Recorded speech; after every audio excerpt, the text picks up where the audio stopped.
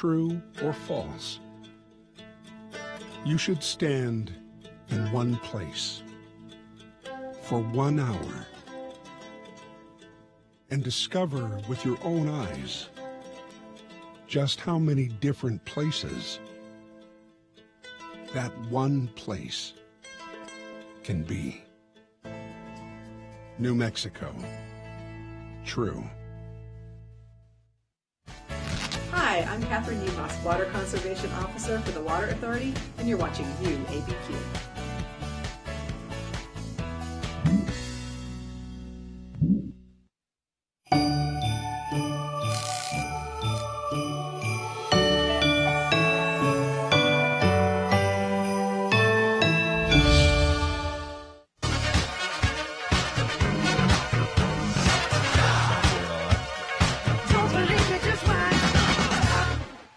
Okay, we are back on the Morning Brew with friends. And you see that barrel there? That was made by this guy. And he just taught me my brand new favorite word. This is Mahad.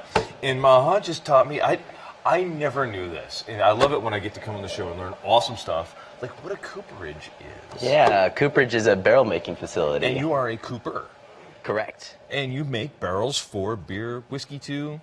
Yeah, anyone in the beverage, spirit, wine industry, and maybe even balsamic vinegar. Oh, of course. Yeah. So how does one get started becoming a cooper? I don't think in any of like the UNM catalog I ever saw like the Cooper program like. Yeah. Well, we're trying to bring it back, since its death about 100 years ago. Yeah, it's something that took a lot of practice and patience and drive. We teamed up with this idea, so it's some of the folks, Joseph Hirschfeld over at CNM, one of the master guys. Yeah, master carpenter. And we said we need to build some barrels here for New Mexico and get folks like George here started on from the Boese Brothers products. And it took about 5 months, and we were doing it, but I can't let all of the secrets out. Cool. Well, so you guys, were you wanting to age your beer at Boese Brothers? Because you guys are kind of new. Mm-hmm. It's got to be hard to open up a brand new brewery and then say, we're going to age all of our new beer. Like, that means you got to wait another 6 months, 8 months to get the beer to the people, right? Yeah, well, my brother and business partner Sam Boese, one of our favorite beers is our porter. Oh, I love your porter. It took us a long time to get that right, kind of a darker style of beer, and traditionally that would have been aged in a barrel and kind of had that wood flavor. So it was something we were thinking down the line. Well, how do you age it now? So now everything's done in stainless steel tanks, and that's kind of the standard for the brewing industry. And getting into some sort of a barrel aging is a specialty process. What you see primarily, there's definitely barrel-aged beers in New Mexico, but what you see primarily now is used whiskey barrels. Right, Marble does a great one. They just put it right back in the whiskey barrel, and it's got that oaky whiskey taste to it. But this is untouched wood. This is virgin wood, right? Yeah. This is bourbon-ready barrel wood. All right. So the last thing that hit the inside of that was a torch or something. Do you char it? Burning. We do. We do all the toasting and charring at our shop down in Isleto Pueblo. And we have an awesome control over it, so we get to work with folks like George, who says, I'm going to put a port in this, and we'll evaluate like how deep of a toaster char we want to put in the barrel. And very cool. Let him do his work. And then once all this wood is like done, and once we've drank all the wood out of the barrels, it goes to this guy? Is that how this works? I think Sort of, yeah. Sort of? Sort of. We're no. What we're going to do is we're going to snag some of the wood that's used in the barrel making process. Which is what, by the way? What kind of wood? This is American white oak. Okay. So we're going to take that nice oak, and then we're actually going to use it to smoke chicken at Gold Street Caffe. Yeah, and we're turning that into a barbecue sandwich that we're going to serve exclusively at the party this just Saturday. Yeah, Saturday, 19th of December. It's kind of our last little kickoff before the holiday season here. The last chance to like get your drink on. Absolutely. In a real big way, anyway. Yeah, and aside from it just being a new barrel aged beer, that gets you a lot of things. So rather than 2 or 3 months to start to pick up that wood character, since it hasn't ever had anything in it before, it starts to pick up flavor very rapidly. Some of that's also due to kind of a proprietary design that Mahad's incorporating into these barrels, which is pretty cool too.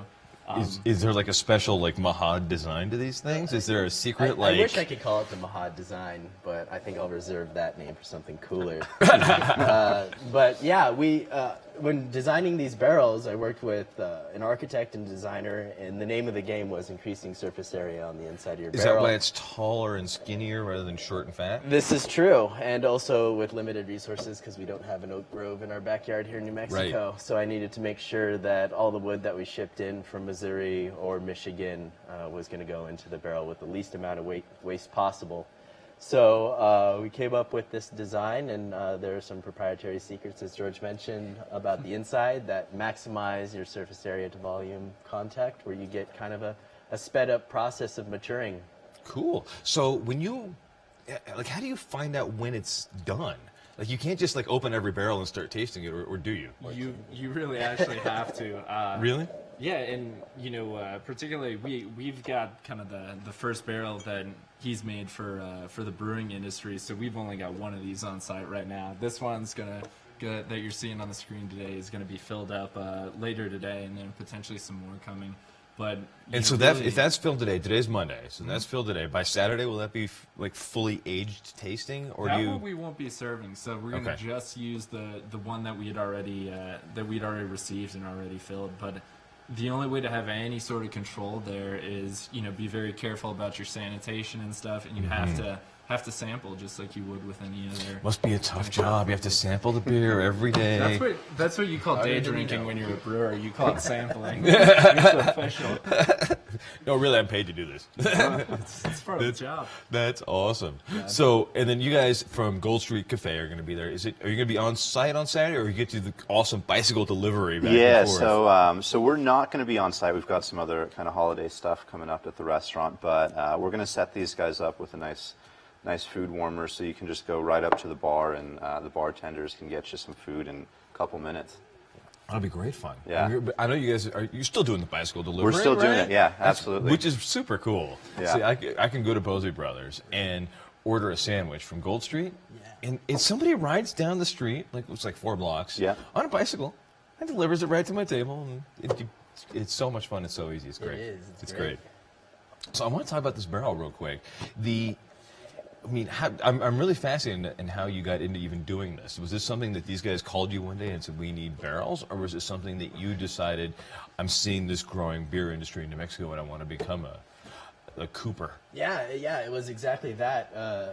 I'd worked with a team, and we'd actually been running some numbers on distilling because we're going to see a real explosion of craft distilleries. Oh, yeah.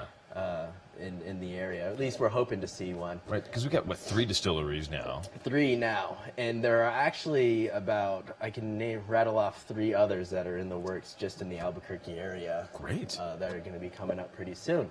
So I ran the numbers on that, and our interest was whiskey, and we realized that the investment it would take to actually have a successful whiskey distillery. So you wanted to do that? Way too out, yeah. Mm-hmm. So we started DR cooperage and grain to get an actual control of the barrel supply here in New Mexico, and then also work with the local beverage industry and see what kind of magic happens. Because there's right now, like, New Mexico has quite a spotlight on our beer industry. So we were like, hey, this is the right place to be. At the right time. Yeah, let's see what adding barrel aging to the mix will do to the industry, because there's a ton of creative people out there doing some national award-winning stuff. So how many hours or minutes or whatever goes into making one of these things? I'm imagining it's not easy. It's not. It's really, really hard. It's so hard. Because the wood itself, you've got to, you soak it and cure it and... Yeah, so first you have to get the particular shape of the stave. That's the individual pieces of wood there. And then you have to cut it down so it's geometrically going to form into a barrel, which you've got a lot of calculus and a lot of math, tons of math to go behind these cuts. Then you pretty much toss it in. It's not just like trial and error? In the beginning, it kind of was. Like, we took the numbers on the board and then trial and errored it in the shop, and that was... hilarious. Hilarious. And then of course you have to get the metal bands and are they these aren't even like a standard thing, are they? No, everything is custom. Okay. Everything is custom cut and made. So how much does a barrel like this cost? I just want to buy one. Put it in my house. Is it like $1 million or? Yeah, is it these retail for $380. $380. Wow, that's huge. Yeah. Cool. Well, and it's heavy too. Well, we're gonna be back in a couple of minutes on the Morning Brew with Friends. I'm gonna learn more about coopering. Is that the right verb? Yeah. Coopering? Sure. Okay, right on. And then we'll see you guys Saturday at Boese Brothers. I want to try one of the chicken sandwiches. Yeah, they're going to be delicious. Oak smoked chicken. Oak smoked barbecue chicken sandwich. Great. That'll be great fun. We'll be back in a couple of seconds on the Morning Brew with Friends with the final cup. We'll talk a little bit more about this stuff too. I love it.